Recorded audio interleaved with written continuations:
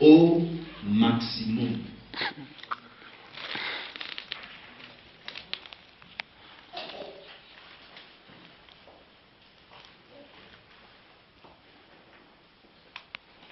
Ce matin, le Saint-Esprit et moi, nous allons nous amener à comprendre comment est-ce qu'un enfant de Dieu ou un chrétien doit vivre le ciel au maximum. Avant d'entrer dans le vif de mon message, je vais d'abord définir maximum veut dire quoi. Maximum veut dire simplement la totalité. C'est-à-dire ce matin, nous voulons simplement parler de comment vivre le ciel dans toute sa totalité. Bien-aimés dans le Seigneur, en lisant ma Bible, j'ai réalisé qu'il y a plusieurs volontés de Dieu. Ou je peux dire dans d'autres mots, il y a des paroles appropriées que Dieu a réservées pour les chrétiens. Mais lorsqu'on voit la vie que le chrétien mène, on se rend compte que nous n'expérimentons pas toutes ces paroles. Et ce matin, je veux nous amener tous à arriver dans une dimension là où nous allons vivre le ciel au maximum. Là où nous allons vivre le ciel dans toute sa totalité. Frère, les hommes n'ont pas besoin de te voir porter une Bible. Les hommes n'ont pas besoin de te voir parler seulement en langue pour dire que tu es chrétien ou tu es un enfant de Dieu. Mais les hommes ont besoin de voir l'impact de votre royaume visible. Amen. Aussi longtemps que ça ne sera pas visible, il est difficile que les gens adhèrent à notre religion. Écoutez-moi bien aimés, tous pouvaient douter de ce que Christ était. Tous pouvaient ignorer de ce que Christ était. Mais regardez ce jour-là, lorsque la terre s'est obscurcie, la Bible déclare, même les soldats romains, ils ont dit réellement celui-là était fils de Dieu.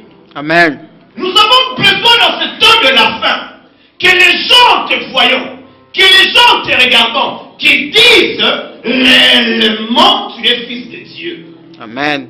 Or les gens peuvent le dire si tu vis le ciel au maximum. Alléluia. Amen. C'est très important, Église. Dans nos congrégations, nous prêchons beaucoup. Dans nos congrégations, nous chantons beaucoup. Mais pourquoi le monde païen ne vient pas avec ardeuse dans nos églises pour y adhérer? C'est parce que lorsqu'il te regarde, il regarde ta vie. Il trouve que la même vie qu'il mène, c'est la même vie que toi aussi tu mènes. Or, là où il n'y a pas de différence, il est difficile d'adhérer. Il faut qu'il y ait de la différence. Or, la Bible dit, vous verrez enfin la différence entre ceux qui me craignent et ceux qui ne me craignent pas. Entre ceux qui me servent, mais ceux qui ne me servent pas. Mais si vous regardez sur le plan logique, vous remarquerez que cette différence ne se fait pas. Là où il y a des chômeurs, il y a des chômeurs païens, il y a aussi des chômeurs chrétiens. Il y a des gens qui souffrent, ils sont des païens, il y a des chrétiens aussi qui souffrent. Or, aussi longtemps qu'il n'y a pas de différence, il est difficile que les païens disent nous prions un vrai Dieu. Alléluia. Amen.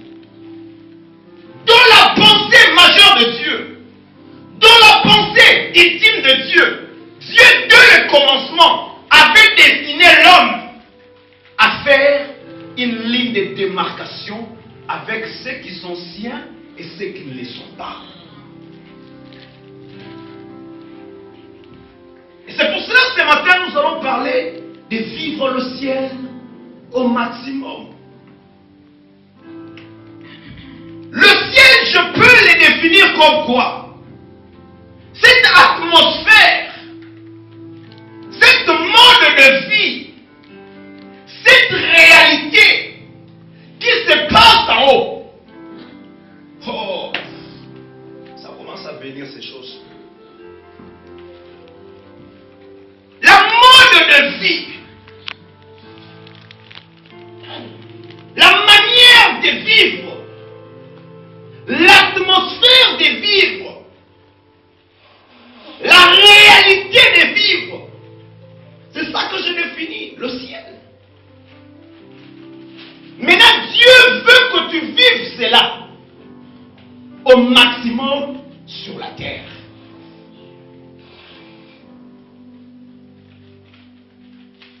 Qu'est-ce que je veux dire par là? Au ciel, il n'y a pas de maladie. Au ciel, il n'y a pas de pauvreté. Au ciel, il n'y a pas de mauvaises choses. Au ciel, tout ce qui est au ciel, c'est adoration. Pourquoi qu'il y a adoration? Parce qu'il y a tout est parfait. Amen. Il n'y a pas de gens qui graissent les dents. Il n'y a pas de gens qui pleurent.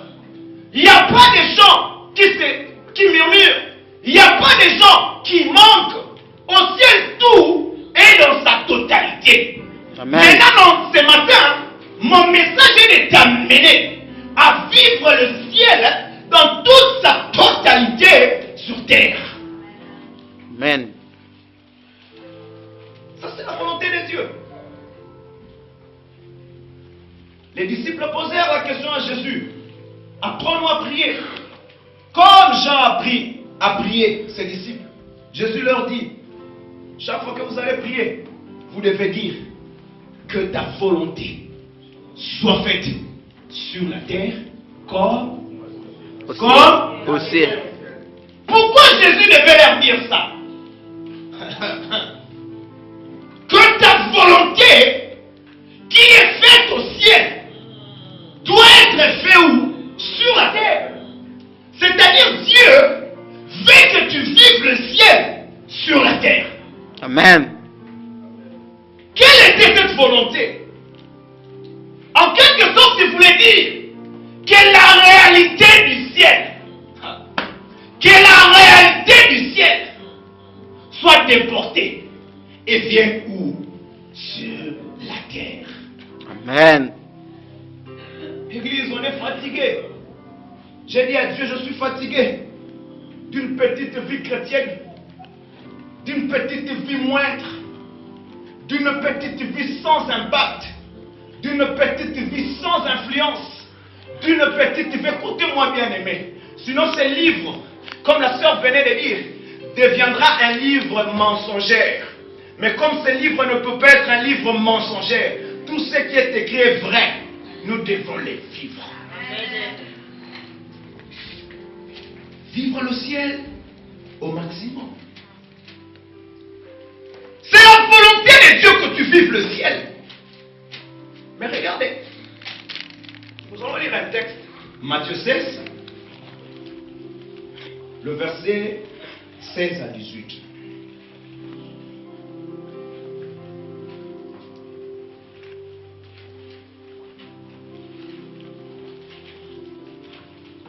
Est-ce qu'on peut lire? Simon-Pierre répondit et dit, tu es le Christ. Je peux commencer au verset 15 pour qu'on comprenne l'histoire. Jésus se tourna vers eux et leur dit, qui dites-vous que je suis? Simon-Pierre répondit, tu es le Christ, le Fils du Dieu vivant. Jésus reprit la parole et lui dit, tu es béni Simon. Vous allez souligner, tu es béni. Tu es béni, fils Simon, fils de Jonas, car ce ne sont pas la chair et le sang qui t'ont révélé cela, mais mon Père qui est dans le ciel. Et moi je te dis que tu es Pierre, et que sur cette pierre, je bâtirai mon église.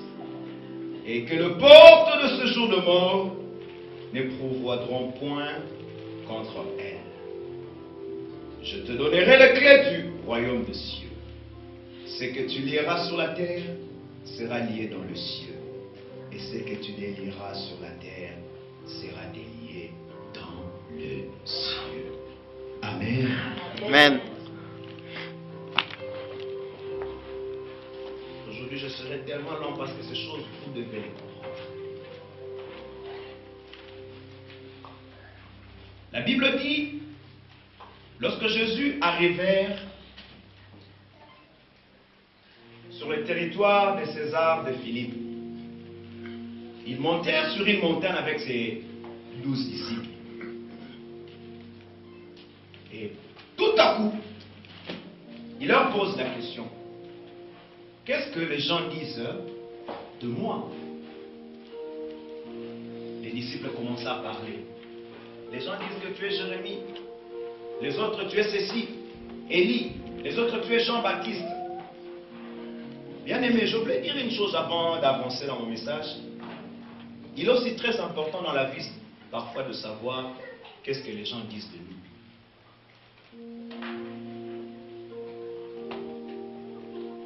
Qu'est-ce que les gens disent de nous? Il est très important aussi de le savoir. C'est vrai, sur terre, les gens parleront. Ils continueront à parler. Il y a des gens qui parlent, il y a des gens qui parleront. Mais c'est très important aussi de savoir qu'est-ce que les gens disent de nous. Parce que sur terre, tu es comme un arbre, une œuvre d'art. Vous savez, lorsqu'un artiste façonne une œuvre d'art, il les met devant une vitrine. C'est-à-dire, dans cette vitrine-là, toutes les personnes passent. Mais toutes les personnes n'ont pas les mêmes opinions. Est-ce que vous me suivez? Amen. Et Dieu aussi, parfois, il permet aussi que nous sachions qu'est-ce que les gens disent de moi.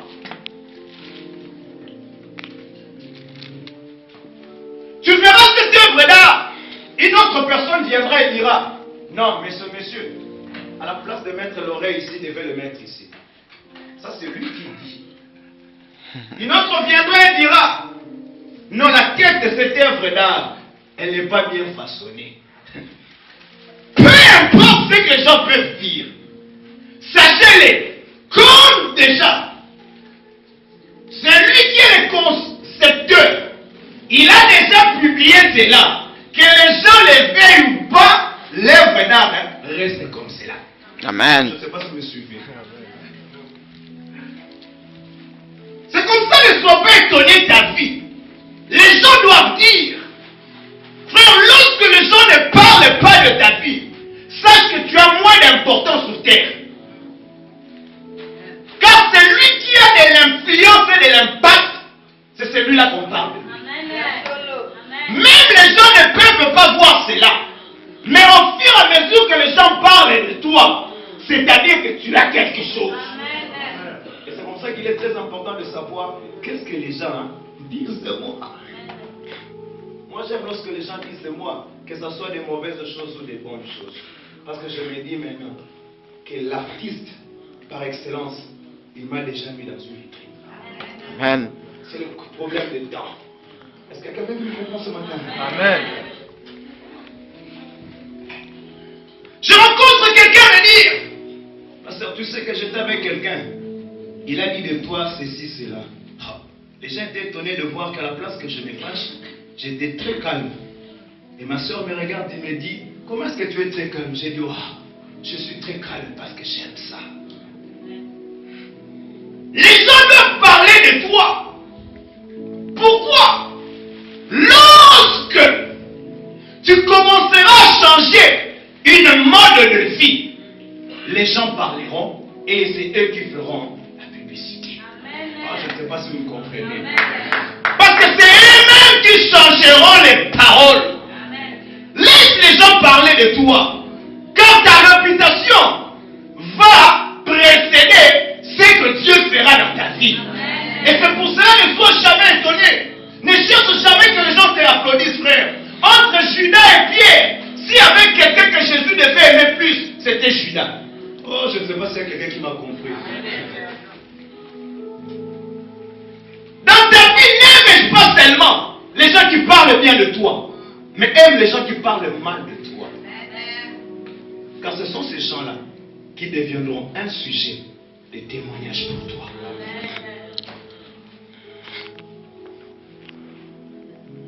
Pierre pouvait tout beau dire, mais Judas pouvait vendre Jésus. Sans vendre Jésus, il n'y aurait pas de salut. Et c'est pour cela, pasteur, moi j'aime les gens qui me persécutent. Et j'aime jamais les gens qui me disent toujours, pasteur, tu parles bien, tu fais ceci, tu fais ceci, tu fais ceci. Lorsqu'on te dit toutes ces choses-là, tu deviendras stagnant. Il faut que quelqu'un te dise, tu n'es pas encore arrivé. Toi, tu fais mal. Et lorsqu'ils disent ça, ça m'encourage encore de faire mieux. Lorsque je fais mieux, ils continuent à dire, tu fais mal. J'en fais encore. Plus j'en fais encore, je vais de dimension en dimension. Plus je crois. C'est comme ça que certaines personnes, ils sont des sujets pour nous propulser à la gloire. Amen. Et c'est comme ça, ne désire pas les gens qui te disent toujours bien. Désire ces gens-là qui te disent, tu fais mal. Je me rappelle ma première prédication, je termine à prêcher ça. Je ferme la Bible, mon père spirituel me suit au bureau. Et dis-toi, tu sais que tu as mal prêché. Hé! Tu as vraiment mal prêché. Mais je t'assure, ces jours-là, les gens étaient debout. Ils criaient, mais ils faisaient tout. Mais lui, il vient me dire que tu as mal prêché. J'avais mal au cœur, papa, ces jours-là. J'ai dit, quoi ça? Ah! J'ai dit, viens, le roi, le bon. Dimanche prochain, au bouffon dernier. Et je suis allé chercher Dieu.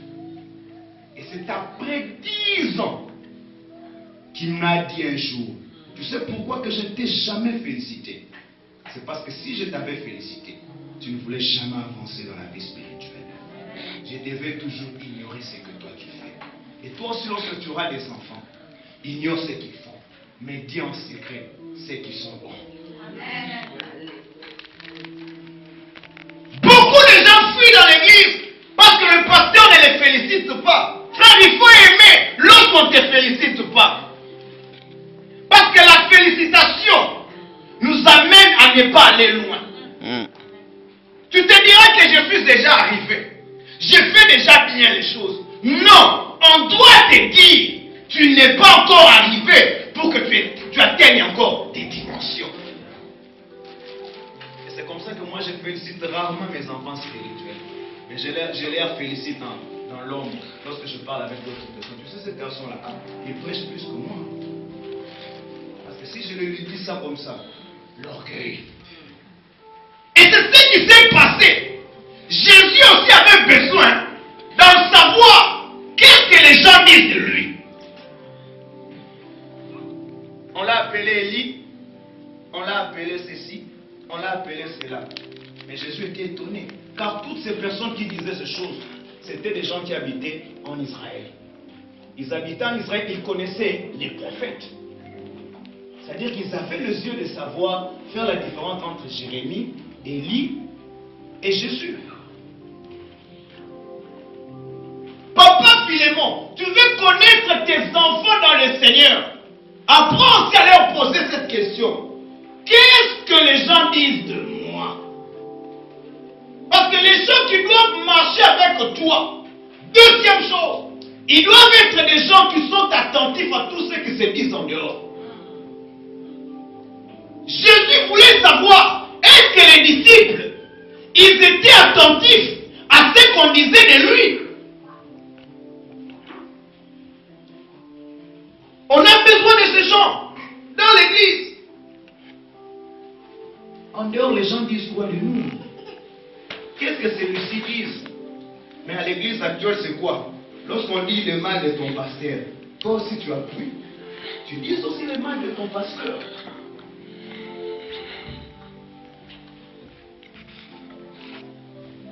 J'ai dit à maman Marthe, lorsqu'on m'a appris, un frère avait dit très mal de moi. J'ai dit à maman Marthe, moi j'aime ça, pourquoi? Parce que ça m'amène à en tirer des leçons de sagesse. Prochainement, s'il y a un frère de son genre qui venait, même si je ne le connais pas, je ne lui donnerai pas confiance. Parce que j'ai une leçon. La Bible dit, nous connaissons en partie. Tout le jour de la vie d'un homme, c'est l'homme est appelé à connaître quelque chose. Parce que tu ne sais pas façonner ta vie, tu ne sais pas façonner ta destinée, si tu ne sais pas prendre les choses qui t'arrivent tous les jours dans ta vie. Ne prends jamais l'habitude de donner toujours tort aux autres. Essaie de rester calme et dire pourquoi il a dit ça. Parce qu'il y a certaines choses, c'est nous-mêmes qui sommes les portes d'entrée pour ces choses arrivent, c'est là. J'ai dit à Papa Bosco aujourd'hui, la vie, elle est très simple. Mais la plupart des temps, nous n'arrivons pas à simplifier la vie. Nous arrivons à combler la vie. Frère, tu n'es pas appelé à être avec tout le monde. Ça, je te dis la vérité. Les gens qui n'ont pas les mêmes visions que toi, ils vont tuer même la vision que toi tu as. Cherche à être avec les gens qui voient de la même manière que toi. Parce que ces gens-là t'aideront, vont te propulser à arriver là où Dieu veut que tu arrives.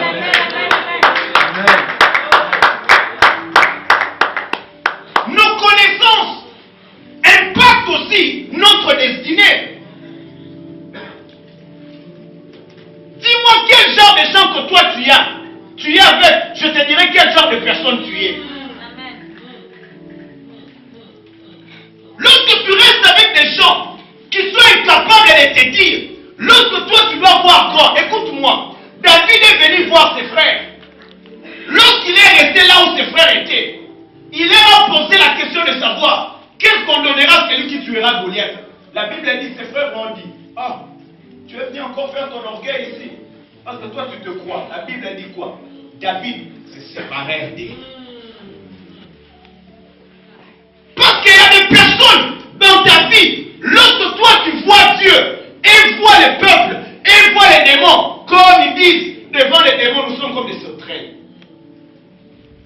Mais toi tu ne regardes pas comme ça. Toi tu vois Dieu, tu ne regardes pas le problème. Or, David ne regardait pas Goliath.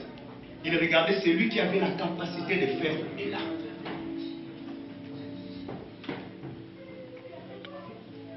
Quel genre de personne toi tu es avec? Et Jésus pose la question. Lorsqu'il termine, il se tourne maintenant vers les gens qu'il mangeait avec, qu'il se promenait avec. Qu'est-ce que vous dites que je suis? Papa, ne marche jamais avec des gens qui ne connaissent pas qui toi tu es.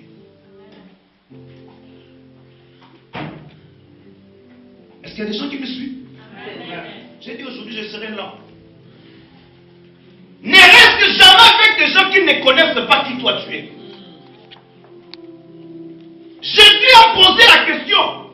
Il avait besoin de savoir. Vous me suivez tous les jours.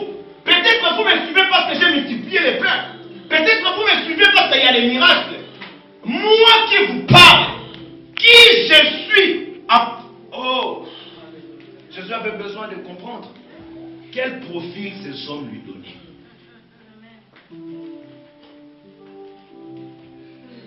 Lorsque les gens ne connaissent pas qui moi je suis, il est difficile que ces gens en bénéficient de ce que moi j'ai. Je ne sais pas si vous me comprenez. Lorsque les gens ne connaissent pas ce que toi tu es, ils sont aussi incapables de bénéficier de ce que toi tu peux les donner. Écoutez, Marie connaissait qui était Jésus. Il savait que dans la noce de Cana, je ne pouvais pas aller chercher Pierre, je ne pouvais pas aller chercher Jacques. Il est allé chercher Jésus. Et lorsqu'il parle à Jésus, il dit à Jésus, il n'y a plus de femme. Jésus dit, femme, mon heure n'est pas encore arrivée. Vous savez pourquoi Marie ne s'est jamais fâchée? Si c'était toi, tu viens me poser la question, maman, il fait, tu te dis, femme, mon heure n'est pas encore arrivée. Tu diras quoi? Pasteur, moi, j'ai remis le laine de mon micro-lodé. Le pasteur est très orgueilleux. Mais Marie, comme il connaissait, parce que tu ne peux pas conduire les gens si ces gens-là ne connaissent pas qui toi tu es. Lorsque vous ne connaissez pas la valeur, vous ne connaissez pas qui est cet homme, vous resterez 30 ans, vous resterez 40 ans, vous ne verrez jamais la main de Dieu. Parce que lorsque Dieu le voit un roi, vous le verrez comme un homme complet. Alléluia. Amen. Il s'est tourné vers eux pour leur poser la question. Qu'est-ce que vous savez de moi? Qui je suis?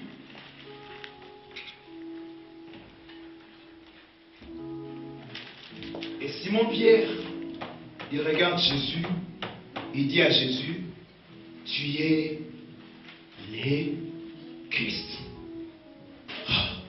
Jésus s'arrête. Il s'arrête, pourquoi? Écoutez, regardez les paroles de Jésus. Il dit à Pierre, Simon, j'aime dans la version anglaise, dans votre version on dit tu es heureux. Dans la version anglaise on dit tu es béni. Vous savez pourquoi la version anglaise dit que vous êtes béni? C'est parce que tu as la connaissance de celui qui vous conduit. Lorsque tu as la révélation de celui qui est devant toi, lorsque tu as la révélation de celui qui te conduit, tu es déjà béni. Ta vie n'échouera jamais. C'est ce que Jésus voulait dire à Simon. Tu es déjà béni. Pourquoi? Parce que tu as la révélation de qui je suis. Christ veut dire Messie. Dans la version originale, il a dit à Christ, tu es le Messie. Qui voulait dire quoi? C'est lui qui est venu sauver.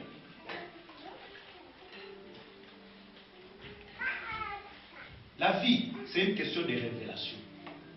Tu peux marcher avec le pasteur Jérémie, mais si tu ne connais pas la révélation du pasteur Jérémie, tu ne bénéficieras jamais de ses péchés. Il y a un jour au Nigeria, il y a un pasteur qui devait mourir. Il a fait la plus grande église au Nigeria. Il dit à tout son assemblée, je veux que tous vous dépouillez vos comptes que vous venez me donner. Le pasteur était très malade. Un diacre de son église, il a été touché par les paroles que le papa, son père spirituel disait. Il vient un matin voir le père spirituel parce que toute l'église avait refusé de venir donner leur compte. Et ce diacre-là n'avait que 150, à proximité 150 $. Il vient voir le pasteur à l'hôpital, il dit, pasteur, je viens de déposer tout mon compte. Et le pasteur pose la question, tous les autres membres de l'église ne sont pas passés. On dit, personne n'est passé. Il dit, Dieu m'avait dit, c'est lui qui obéira, parce que moi je n'ai pas besoin de votre argent, moi je vais mourir aujourd'hui. C'est lui qui obéira, Dieu m'avait dit, de prendre ce que moi j'ai. Il prend, il dit au pasteur, va avec ton argent, et au diacre, et au protocole, assis-toi. Il prend, il prie pour ses. Il lui a dit quelques paroles. Il dit à partir d'aujourd'hui, l'église, je la laisse entre tes mains. Première parole. Et puis deuxième parole, il dit, comme tu as obéi à la voix de Dieu, partout là où tu alleras dans le monde, tu n'entraîneras que des millions et des millions. Amen. Il termine, il prie, il rentre, il appelle l'assemblée générale de l'église et dit, je veux mourir, c'est à minuit aujourd'hui. Je laisse l'église au protocole.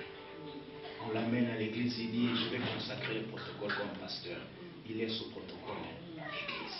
Amen.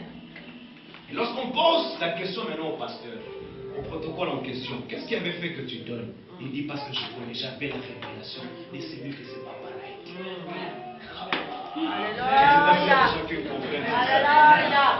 Je n'ai pas fait ça parce que j'écoutais sa voix, mais j'ai fait parce que je connaissais qui il était. Et je vous dis aujourd'hui, si vous allez au Nigeria, le pasteur Oktabil, il entraîne des hommes et des hommes. Il n'a même plus besoin de temple. Il va maintenant en campagne pour ces réunions. Parce que dans ces réunions, il n'a que 10 millions de personnes qui entourent ces réunions. Pourquoi? Parce qu'il avait la révélation de son Père spirituel. Alléluia. Jésus désirait. Ça, ce sont des principes, frère. Je vous amène à vivre le ciel au maximum sur terre. Lorsque tu n'as pas la révélation de celui qui vous dirige, lorsque tu n'as pas la révélation de ton mari, lorsque tu n'as pas la révélation d'une autorité qui est au-dessus de toi, frère, il t'est difficile d'en bénéficier des choses qui se trouvent en lui. Ah, je vous assure.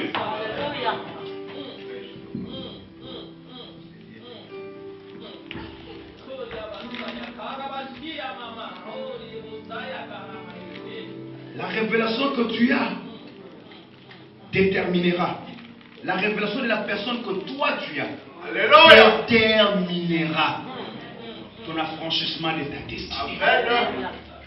Et c'est comme ça que vous remarquerez certaines personnes, même lorsqu'il pleuve, qu'il neige, comme il connaît, il te dira, mon père avait dit. Ah.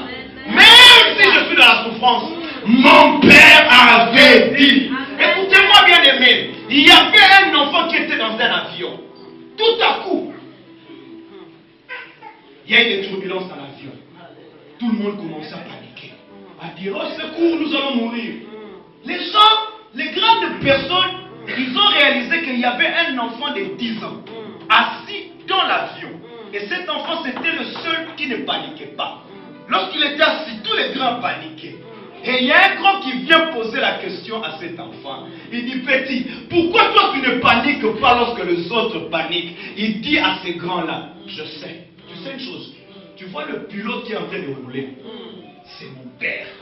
Comme il sait que je suis ici, il fera tout pour que l'avion n'aille pas. Mais lorsque tu as la révélation de celui qui te dirige, peu importe la situation, peu importe les problèmes, tu auras cette assurance de dire, je sais. Amen.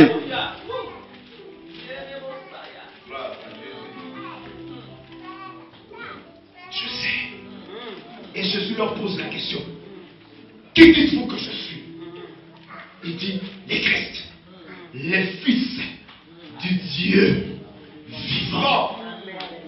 Il précise, il dit, tu es le Christ, le Fils du Dieu vivant. Frère, si Élisée avait la double portion d'Élie, c'est parce qu'il connaissait qui était Élie. Écoute-moi. Élisée était un enfant qui habitait dans une famille nantie, une famille riche.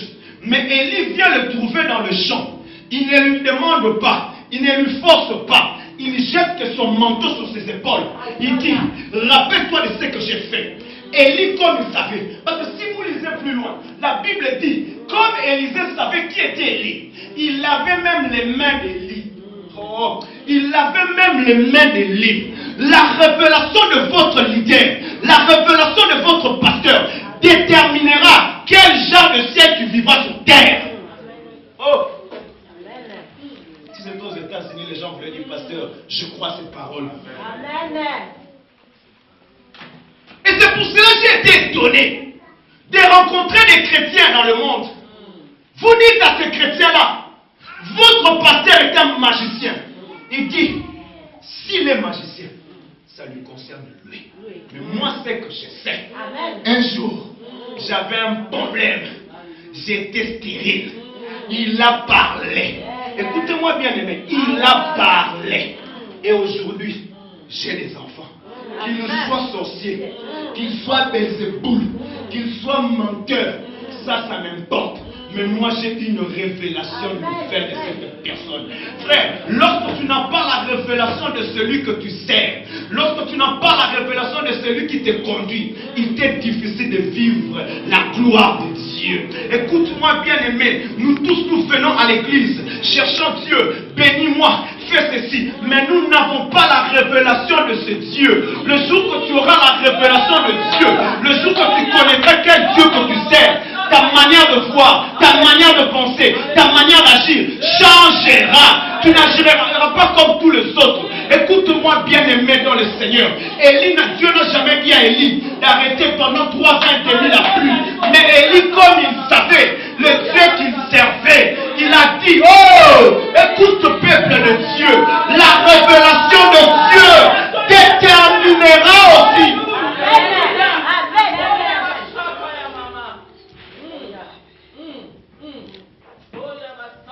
Élie se lève un bon matin. Il dit, il n'aura ni pluie, ni rosée. Pourquoi? Dieu ne lui avait jamais envoyé de dire ça. Mais vous savez pourquoi? Parce qu'il avait la révélation de Dieu. Il savait, comme je venais de faire, Dieu ne me laissera pas dans la honte. Écoute, il y a certaines choses tu peux le faire. Hein. Lorsque tu n'as pas la révélation de Dieu, tu doutes un peu. Est-ce que si je le fais, est-ce que si je le fais, est-ce que les gens verront ou pas? Si je le fais, est-ce que ça va se réaliser ou pas? Mais lorsque tu as la révélation de celui que tu pries, de celui que tu sais, tu diras, je n'ai pas besoin de douter. Moi, je ferai cela. Ce qui importe, lui, il se préoccupera de lui-même. Amen. C'est pour ça, sur la montagne, il dit qu'aujourd'hui, qu'on sache que tu es Dieu et que moi, Élie, je suis ton serviteur. Pourquoi? La révélation. Peuple de Dieu, Job, il craignait Dieu. Job, il marchait dans l'intégrité.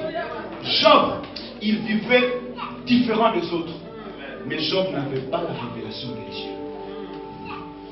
Mais les jours qu'il a eu la révélation de Dieu, lui-même il a écrit dans Job 42, il dit, aujourd'hui, j'avais longtemps entendu parler de toi, mais aujourd'hui, je t'ai vu. Qu'est-ce que cela veut dire? Aujourd'hui, j'ai eu ta révélation et j'ai changé la manière de voir. Comment est-ce que tu Amen. Selon que tu as la révélation de Dieu, tu changes même la manière de voir Dieu. Il y a certaines choses, lorsque les gens disent que nous devons fuir Turin, toi tu dis non, moi je resterai à Turin. Si Dieu m'a donné les papiers ici à Turin, pourquoi il ne m'a pas donné en France comme le pasteur Chéri? Pourquoi il ne m'a pas donné aux États-Unis comme celui-ci là? Mais il m'a donné à Turin. C'est parce que Dieu ne fait jamais des choses au hasard. S'il t'avait envoyé ici à Turin, il sait que ta bénédiction est ici à Turin. Mais le grand problème, tu as la révélation de Dieu. Écoute-moi bien, aimé. Agar a pleuré. Elle a pleuré dans le désert. Elle a pleuré dans le désert. Lorsque Dieu se visite à Agar, il dit à Agar, je n'ai pas entendu tes pleurs, mais j'ai entendu le pleur de l'enfant. Vous savez pourquoi? La première fois, lorsque Agar a fui, c'est ce que les enfants de Dieu, parfois nous sommes, on est sans intelligence. La première fois, lorsque Agar a fui, Dieu lui dit, tu donneras le nom de cet enfant qui s'appellera Ismaël. Ismaël qui voulait dire quoi? Dans la détresse, j'ai entendu ta voix. Or, ce jour-là, c'était une détresse.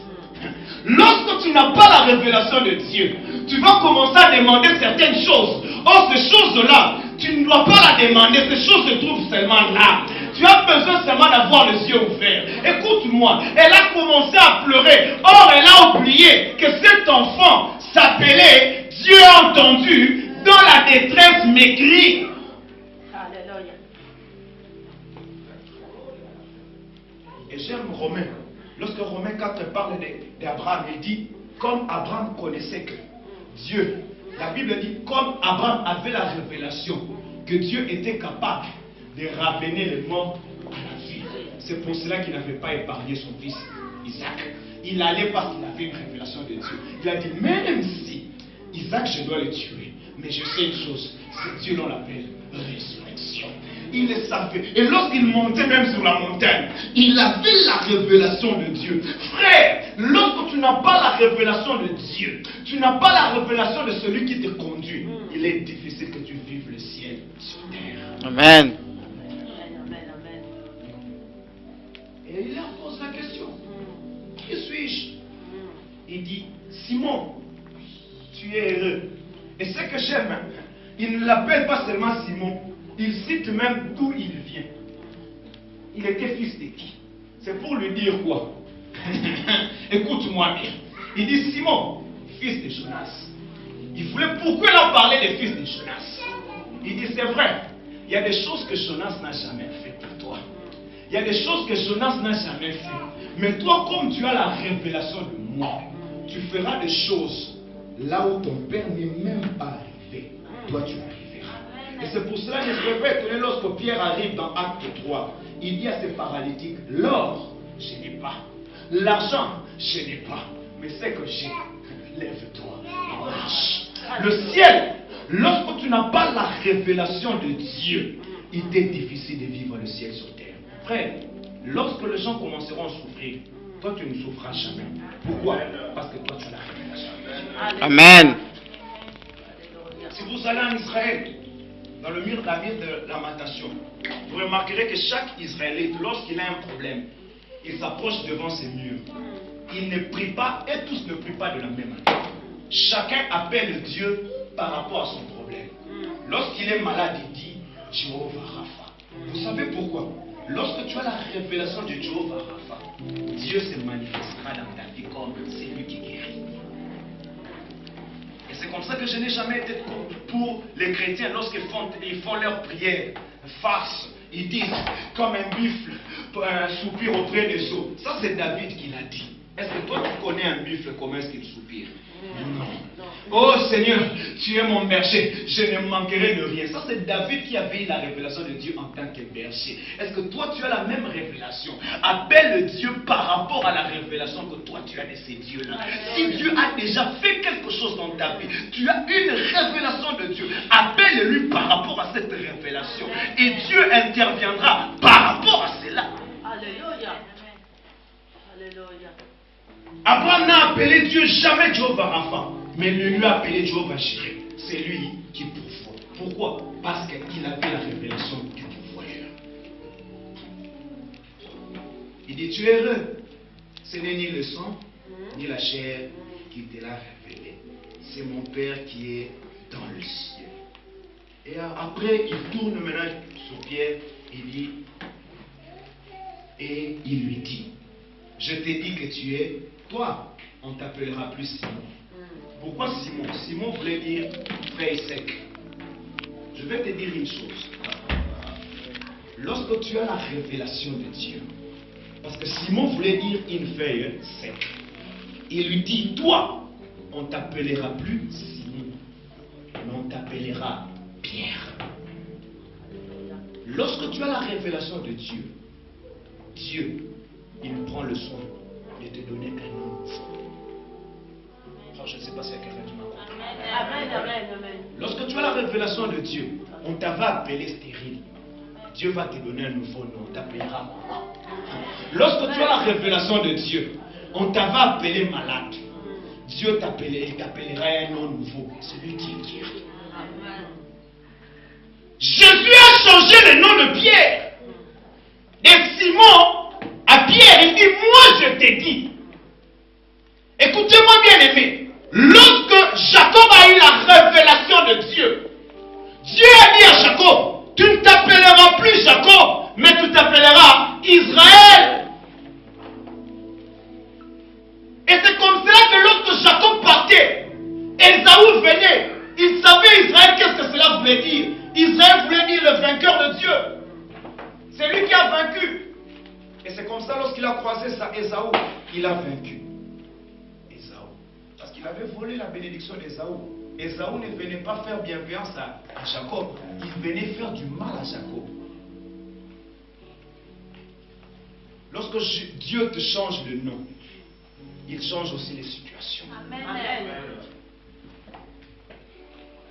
Et il continue pour lui dire, sur cette pierre, je ne peux pas entrer plus en théologie, sinon je vais expliquer les deux pierres. Le premier pierre, c'était le nom de Pierre.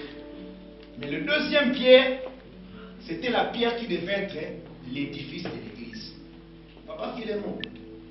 Le jour que j'avais compris ce texte, j'avais changé la manière de prêcher dans mon église, de prêcher dans les églises. Parce que l'édifice de l'église, ce n'est pas Jésus. L'édifice de l'église, c'est la révélation. La deuxième pierre, c'était la pierre qui était la révélation. Et cette révélation, c'était quoi? Le Christ. Et c'est pour cela la Bible dit, l'église est fondée par les enseignements de prophètes et des apôtres. Jésus-Christ est la pierre angulaire. C'est-à-dire le fondement de l'église, c'est Jésus. Amen. Papa, prêche les enfants de Dieu Jésus. Alléluia. Les miracles, Jésus. Amen. La guérison, Jésus. Aujourd'hui, nous sommes passés outre. Nous ne voulons pas prêcher les gens des mauvaises choses. Oh, la pierre angulaire. Pierre a dit,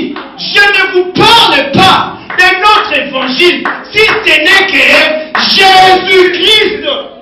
Amen.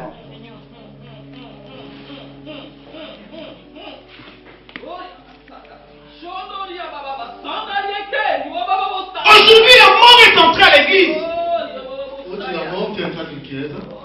Aujourd'hui, les maladies sont entrées à l'église. Oggi le malattie sono entrate in chiesa. Parce qu'on a enlevé la pierre angulaire. Perché è stata tolta la pietra angolare. Écoute, il dit ici, Ascolta, dice qua. sur cette pierre qui est la révélation de Christ, Su questa pietra che è la rivelazione di Cristo, je bâtirai mon église. io costruirò la mia chiesa. Et les portes de séjour de mort E le porte del soggiorno dei morti ne pouvoiront point contre elle. non vinceranno mai contro di lei. Lorsque l'église est fondée, Quando la chiesa è fondata, il a pour fondement Jésus. ha per fondamento Gesù Cristo. Écoute-moi, Ascoltami, la mort la morte ne pourront jamais contre cette église. non vincerà mai contro questa Que les chiesa. gens